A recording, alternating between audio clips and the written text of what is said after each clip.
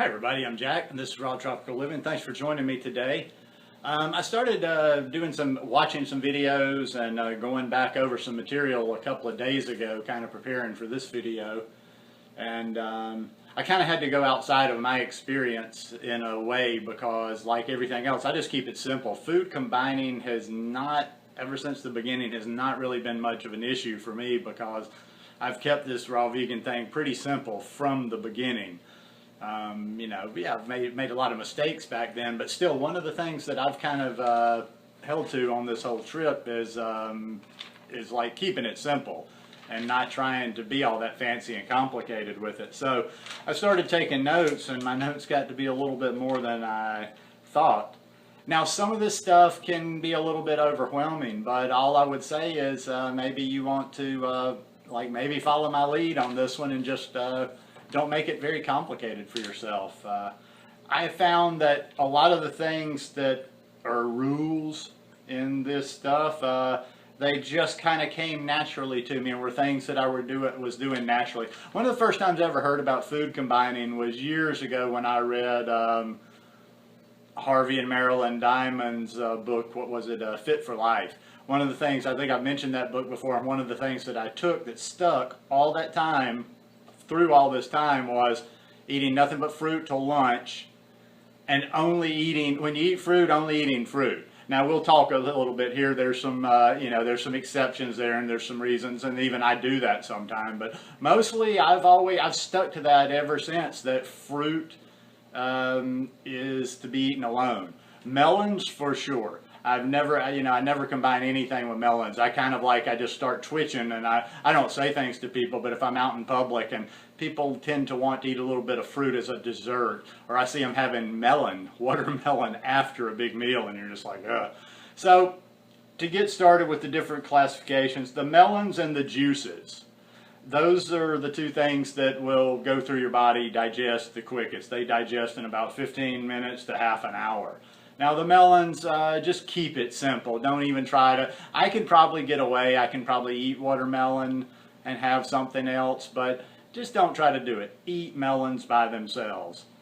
Juices, they're getting through in 15 to 30 minutes generally. I can also have like a green juice with a lunch sometime, but and it's so light it's not going to really trip you up. So don't worry too much about the juices, but they are best to have alone. Then we come up on the sweet fruits. They're the next quickest digesting on the list. They tend to digest in 30 to 45 minutes. Sweet fruits, if you don't know, are the ones like bananas, persimmons, raisins, dates, papaya, jackfruit, mangosteen. Then we have the subacid groups. The subacid groups take about an hour to an hour and a half hours. 1.5 hours. Now, as I'm saying these, just kind of get an idea. I don't know if there's any validity to the exact time of 1 to 1.5 hours, but you see what I'm saying. Sweet fruits, less. Subacid, more. And the subacid fruits are fruits like apples, grapes, blueberries, mango, peaches, just for an example. And then you have your acid fruits. And the acid fruits take generally between an hour and a half to 2 hours to digest. And these consist of grapefruit, lemons, limes, pineapple, strawberry, pomegranates, oranges. Did I say oranges? So those are the different categories of fruits. Now, in general, you can combine any of your fruits within their category. You're not going to get in any problems there. And I'm just going to kind of keep looking at this and see like where I follow the rules, where I break the rules.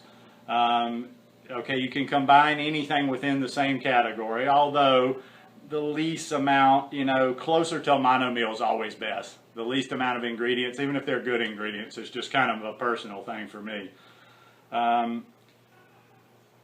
Acid and sweet fruits are not good to combine. That's one of the two groups that you don't combine. Now also too, let me just say real quick before I get any further into this, I have flawless digestion. I don't have any issues. I know some people out there have the slightest miscalculation on combining food or what they eat at what particular time can send them into a whole, into a whole spin out.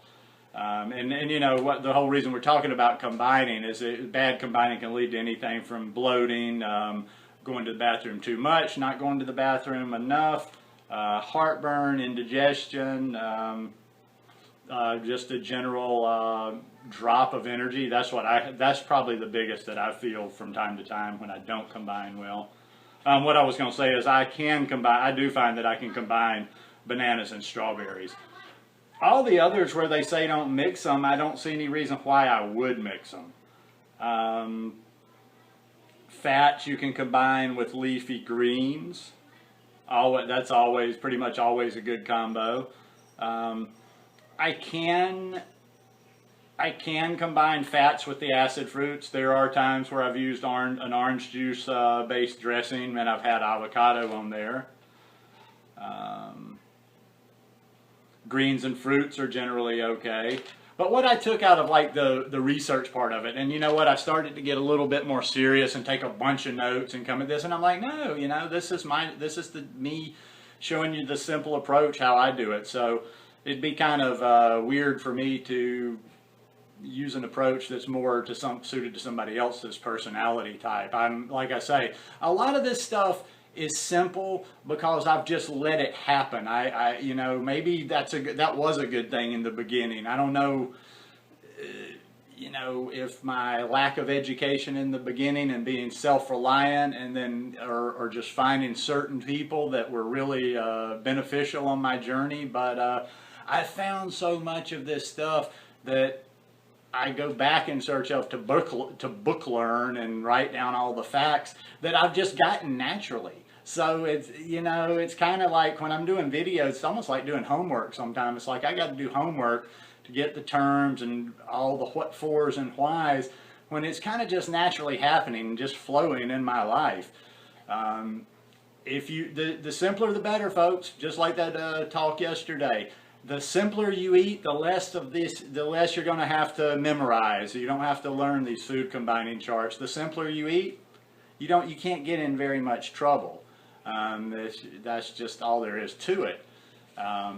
So I would look to that. And one last little thing, since even though this is for raw vegan food combining, if you're eating cooked food, it's still not rocket science. If you're still eating cooked food, whether you're transitioning or whether you just decide you eat cooked food and you find it okay for you, I don't eat stuff around the cooked food. Usually, like, I will do similar a raw till dinner approach if I'm in the States, and then at night.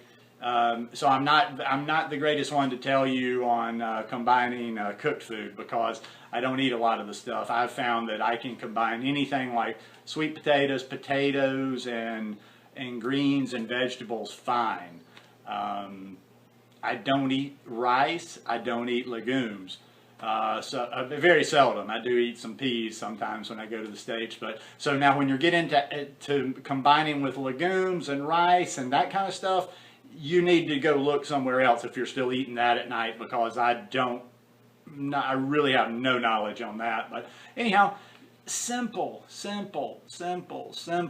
Life is complicated enough. Do not go looking for complication in this lifestyle or how you're going to eat. Everything in this lifestyle is really simple. Every day I just shake my head over and over and over at the overcomplication of it. And the way people are intimidated, and the way people are confused because of the way people try to disseminate information sometimes and make it look like all this. And a lot of times people like to make it, the more complicated something looks, the easier it is to sell something or sell a system or a book or this or that, when it's just we're living in accordance with how we were meant to live, how we were meant to eat.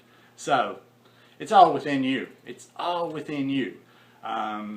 Even if for some reason you got dropped out in the middle of nowhere, and if you had the internet, you could figure all this stuff out. Even if you didn't have the internet, probably after a while, if you had a base to start from, yeah, I probably couldn't just go absolutely from instinct, but with a little bit of knowledge, once you get a little bit of knowledge, that's what I'm trying to say. Once you get a little bit of knowledge, you can kind of let your body take over. You can't. No, I've heard people say that's ridiculous. When you're a beginner, you can't just go by instinct or listen to what your body's telling you. But as you get educated, then you can jump off. then your body will tell you what you need to do, and you don't need to listen to people or other stuff anymore. You will be your own guide. Anyhow, hope you guys like this video. If you like it, give me a thumbs up. Hope you'll subscribe to the channel, and hope you're having a wonderful week. I love you guys. Peace.